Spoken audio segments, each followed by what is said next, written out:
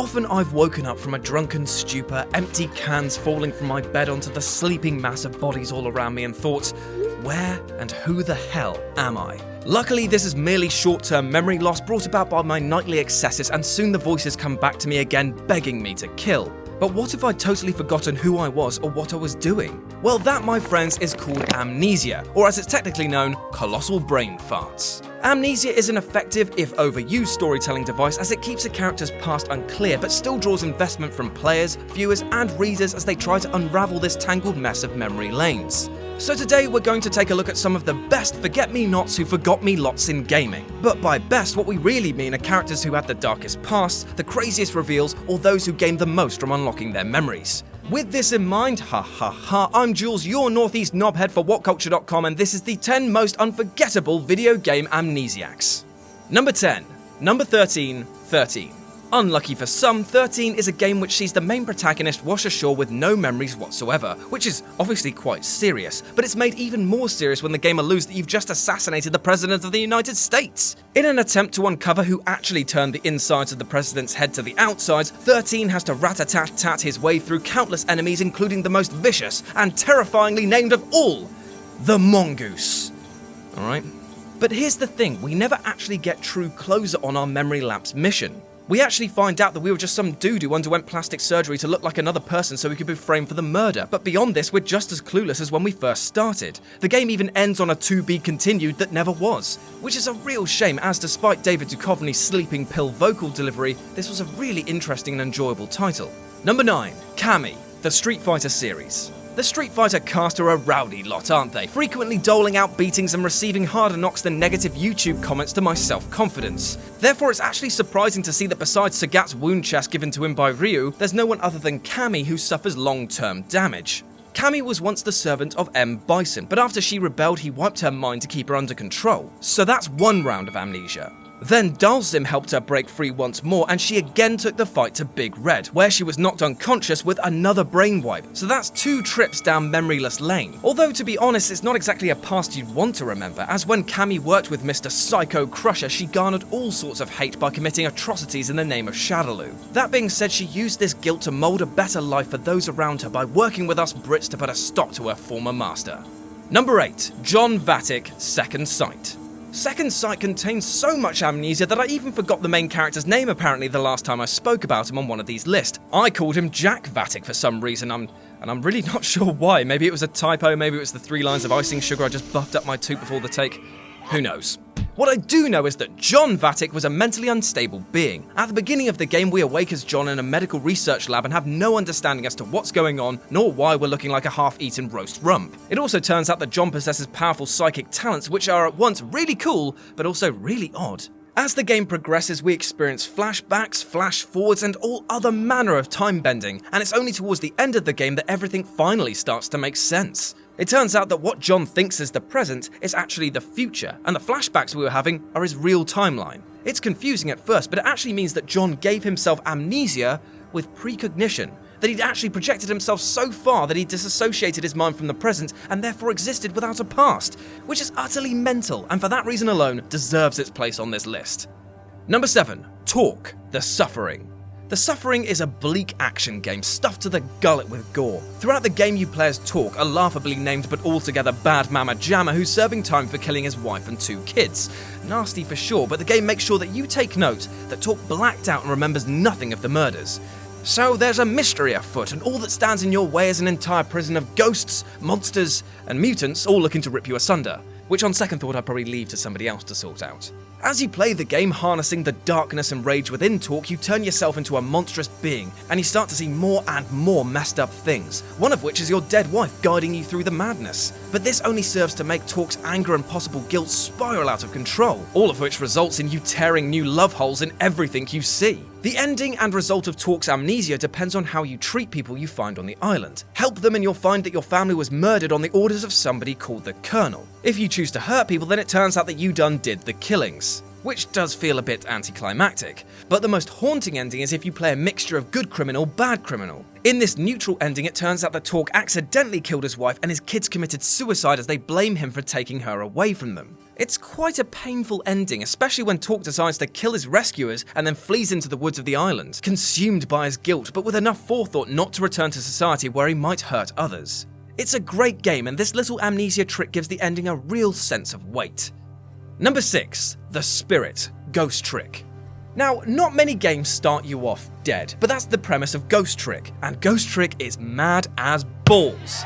You start out looking at a dead body and you're told that you're now a spirit. You've got no idea of what happened before or who you are or were, and you have to solve the mystery of what the chuff is going on before the dawn of the next day, or else you'll turn into ghost dust. Okay, so far so spoopy. Using the game's trick mechanic, you can manipulate the game's world to help allies and defeat foes, which makes for some really interesting puzzles and quick response actions. As the game progresses and we try to learn more about Sissel, that's your name's past, it becomes clear that things are anything but, well, clear. Turns out that that wasn't you at the beginning, but was actually the body of a man called Yomiel. You were killed just before he was, and you were a cat in a suitcase.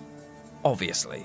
And while this twist revelation seems absolutely insane, it's actually par for the course for this game, which has already seen time-traveling dogs, detectives being killed by meteors, and somebody else getting killed by a birthday party trick gone wrong. It's madness and you'll never see it coming, which makes this Amnesiac reveal all the more charmingly insane. Number 5. Daniel, Amnesia: The Dark Descent. I mean, it's in the title, so of course Amnesia: The Dark Descent is going to be on the list, but unlike all of the other entries on here, Amnesia uses memory loss to bolster its survival horror elements. Playing as Brit-born Daniel, you've had a bit of a lapse in memory and a bit of a lapse in bowel control as you've been hunted by awful beasties all the way through a creepy castle. As you begin to uncover notes from yourself which fill in the blanks, it's revealed that you wiped your own mind in order to block out all of the horrors you committed with fellow nasty bastard Alexander.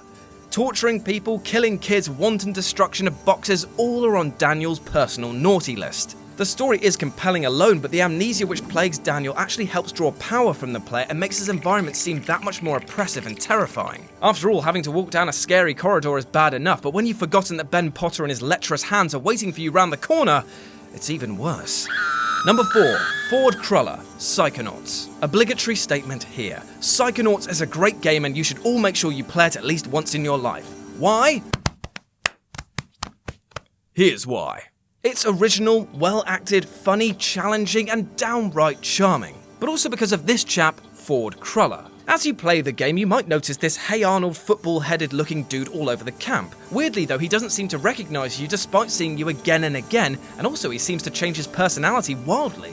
Well, you see, the mysterious moustache man is none other than Ford Cruller, a powerful psychonaut who got his mind blown to pieces during a vicious psychic battle. In order to keep his mind together, he needed to stay near a large deposit of psychic rock that's found under the camp. And every time he ventures away from this source, he gets, you guessed it, amnesia, which forces one of his many fragmented brain bits to kick in and he just takes on a random role. It's kind of sad when you think about it, but then again, he's actually quite hilarious and he also lives in your ear and is summoned by bacon. Seriously, if that's not a sentence which makes you want to play it, I don't know what will.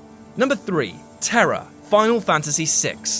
TERRA from Final Fantasy VI has had a pretty rough upbringing. From having her mother being offed by a greedy emperor to having her father kidnapped, TERRA herself was taken from her home and raised by her abductors as a living weapon. As she was a potent magical being known as an Esper, a crown was placed on her which robbed her of her free will. What followed was an existence of slavery and abuse, culminating in a scene in which totem pole-sized tosser Kefka orders her to kill 50 soldiers just to display her power. Throughout the game, we're given more and more glimpses into this backstory, and it only serves to motivate the player to fight harder against the Empire's tyrannical grip. By spending time with humans, TERRA learns to love and trust, which in the ending moments is the reason why she's allowed to exist, thus proving England Dan and John Ford Coley right in their 1977 cover of the band Utopia's song Love is the Answer that love is indeed the answer. I'm not entirely sure why I went down that path. It doesn't even feel like a joke. Oh, I don't care. Is it worth it? Is it a joke? Is it a joke? Yes.